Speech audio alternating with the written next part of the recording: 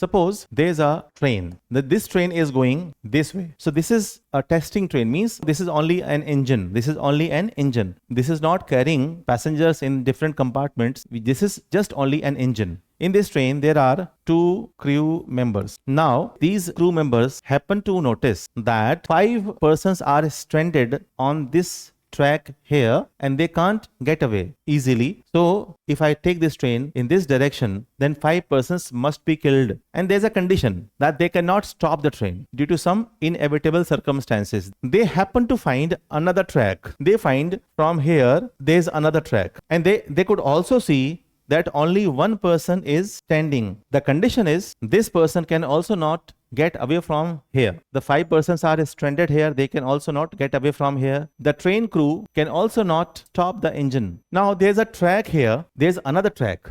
The first track, the second track, the third track. But this track is closed. And if the train has been diverted to this route, it will fall down the hill. And the 2 crew members along with the engine must be completely demolished. They would certainly die, and engine will also be damaged, completely damaged. So now this is called the trolley problem. Now what should they do? The question is, what should they do? Every condition has some inevitable conditions. They cannot stop the engine at any cost. They can't get away from here because they are stranded here. He can also not get away from here. If the crew diverts the train towards this track, it will fall down the hill, and both crew members along with the engine, the public property, the nation's property will be damaged completely. So what should be done? So this is called the trolley dilemma, a case study, trolley problem. So the crew are in ethical dilemma. What they should do? They have to decide the least damage, least casualties. So which decision, if they take, will cause the least damage? If they take this train on this track, that only one person would be killed. If the crew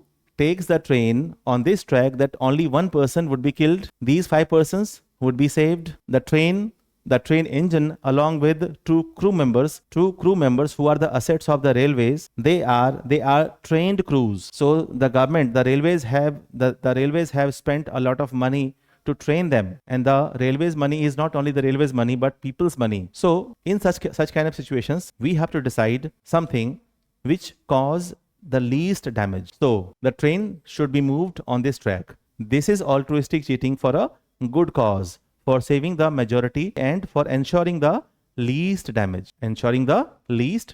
So I hope you would have understood. The first thing, you would have thought that all the control is in the hand of 2 crew members. The best decision would have been that they would have stopped the engine. But in this case study question, inevitable condition is there. There is a dispensability, unavoidable circumstances that he cannot stop the train.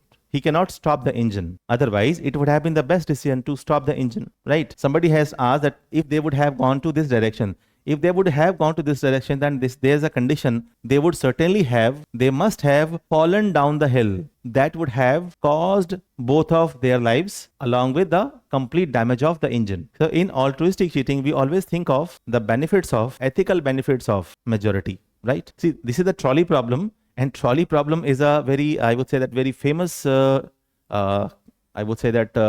problem about ethical dilemma, about cognitive dissonance. Okay.